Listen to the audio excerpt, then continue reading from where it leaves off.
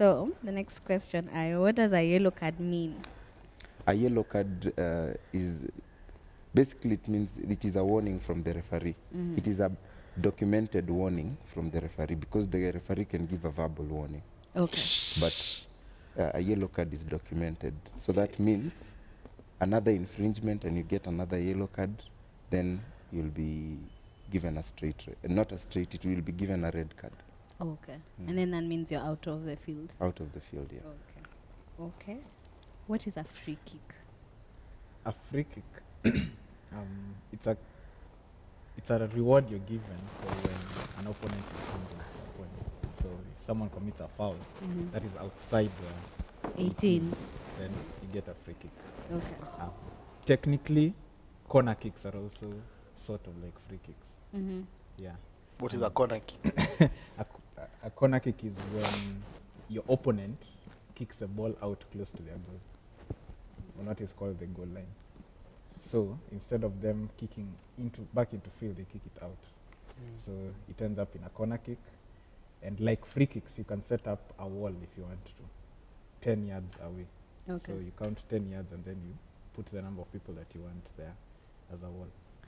Is that necessary? Do they have to stand there? You don't have to, Okay. but it depends on how direct it is to the goal. To the goalkeeper. So if it's straight on, you want to put as many people so that they can sort of make it harder for Yeah.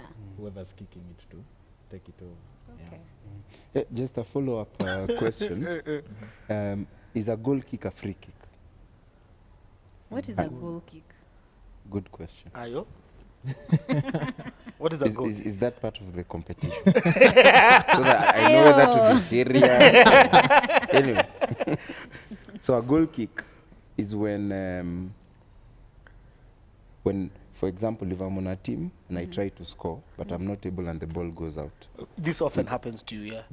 Without, if the ball goes out without hitting the opponent, then that is given to the other team as a goal kick. Yeah, so the question is a goal kick a free kick? I doubt, because you can't put a wall for a goal kick. But regardless, a goal kick does not have an offside. You can't be offside from a goal kick. Oh, Direct really? From a goal kick, yeah. So I doubt it's counted as a free kick. Because all other free kicks, you can actually be offside. Can you score directly from a goal kick? No. So it's not a free kick? It has to touch Another player. someone, yeah. Okay. Or maybe it's an indirect free kick. Yeah. Now you've added something new. Shiro looks confused. What is an indirect What is free an kick? indirect free kick? There is a direct and an indirect free kick. Yes. So You I don't think- with a direct free kick, you see when we have a dead ball situation, the ball. Now dead ball. Ayo, please use already Ayo, defined you- I have terms. 30 Yes. seconds. I was coming there. Okay. Yeah, when I was explaining a direct free kick. And in a direct free kick is when you're given a free kick, but you can score directly from it. But for an indirect free kick, it either has to hit a player and go in, and so maybe a team A would- player of your own team or even an opponent? even the opponent. It has to touch more than one player. Player. So if I'm brilliant at angles and I can aim for a defender's head Yes, and it goes in for an indirect free kick, that's a goal. yes. Technically, Yes. it should be. It should. In fact, for a goal kick, you remember what Mike has explained about a goal kick. Yeah. If you kick it and the goalkeeper, in trying to avoid it, it touches him and goes in, that is a goal. Okay. Yeah, because he touched it, yeah. Okay. Are you confused, Shiro?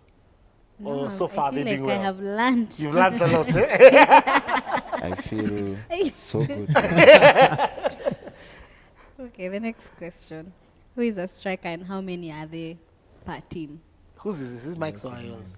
Mike. Mike's. A striker That's is a good question. It should have been directed this way. Or to me, who's a really renowned striker. Those who know me know me as a Why? a striker is technically the name given to the player who plays the most offensively. So the one who's closest to the goal. The opponent's There are two goal. goals. No, Closest the to which attacking goal? team. Okay. Yeah, the attacking team, the one who's closest to the goal they are meant to be scoring in. It doesn't have to be the name. The name doesn't have to be striker, but it's the name that's usually given. What other names are there? The general Attacker. term is forward. Forward. Yeah. Forward refers to anyone who's good at attack. And how many are there on the team? It depends on how the team sets up. Okay. But nowadays, most teams prefer having one Okay. because it gives you more players in where more of the action is. Okay. Yeah. And then there are defenders on that side. And then, yes, the striker is facing defenders. How So the many? striker plays against how many? So it also depends on how the team lines up. Okay. So, but safest bet is usually 4. You Okay. normally see 4 defenders. Teams can set up with 3, teams can set up with 5. Okay. If you want to set up with 2, nobody's stopping you. Or 1, nobody stops you. Yeah, but safest bet 4, and then 3 or 5. Let me help you with another question. Why 4 defenders for 1 forward? It's how you line up on the field. So the 4 defenders will line up across now the width of the field. So they cover most of the spaces. Now you see when you're talking about things like offside. So if the striker goes to that other side, at least there's someone who's there. You get. You see, if you have one defender, the striker can roam anywhere. 2. If you have 2, you can still roam anywhere. 2 is not enough for the width. They just follow him. But If you also, follow Yeah. him, Yeah. there's space somewhere else. also, it is not only the striker who can score. Who can score? Yeah. So the thing is that a team is trying to defend against another team. Okay. So if you just put one defender for one striker, then the striker will not even play the ball. Another player will run with the ball on that side. Okay. Okay.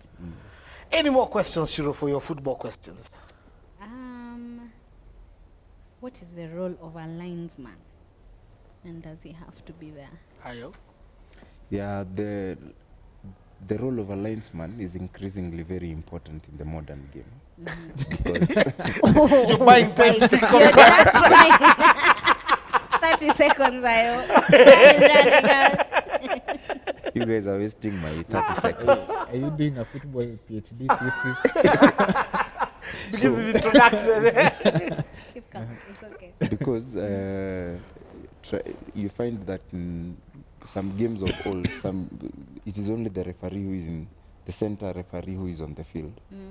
But the assistant, we call the linesman an assistant referee, helps the center referee make a decision. Because he's at the line, for example, he can see better who is it that has kicked the ball out as compared to the referee who is in the middle of the field. When it comes to offside decisions, the linesman is very important because he's the one who stands with the last man, with the last defender, and he's able to judge whether the player who is about to score was offside or not. So they are I can almost say they're as important as the center referee.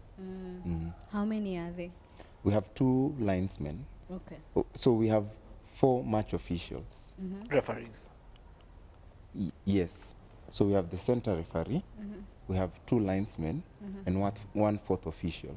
The fourth official will come in for the referee in case the referee is injured or something happens and he can't continue. There's someone who manages substitutes. Or he's the one who manages substitute, the fourth official. And now with virtual, what's it called, VAR and video refereeing, is that a 5th referee or is it one of the 4? Actually, It's actually They- 3 more. wait, there are actually 2 more referees on the 2, field actually. next to the goalkeepers. There's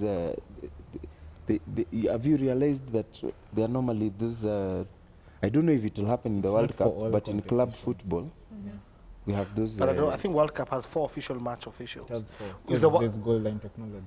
Is the World Then Cup using VAR? Yes, it is. So there are going to be 3 other officials on a Actually, camera. 2 other officials, although there are 3 people who sit somewhere else. So there's a video assistant referee, an assistant referee to the video assistant referee, and then a replay operator. So the video assistant referee looks at the replay operator when he's replaying the decision that needs to be looked at, and then now he communicates to the referee that this is how the decision should have gone. Okay. Yeah. Does it make sense? Yeah. Okay. I didn't know there were that many. But basically 4. Yeah. Yes. The basic. Center referee, the linesmen, who are the assistants, and the fourth official, who helps with substitutes and Yeah. He's a substitute. and he's a himself. substitute himself. Yeah. And just one thing for the linesmen, when you're watching the game on your TV, they operate one half each. Okay. So if you're watching this way, the one closest to you will operate the half going to your This way. right. The And the one- one on the far side is operating the other half. So Okay. they don't run the whole The whole length of the pitch. length, yeah. It's just half the pitch. Okay. Yeah. Then now the referee is meant to run diagonal Mm. in relation to where they are. Okay. Yeah. Okay, I guess one last question. Why do teams have to change sides when they come in from halftime? Is it to like have a feel of the other side? Okay, that makes sense.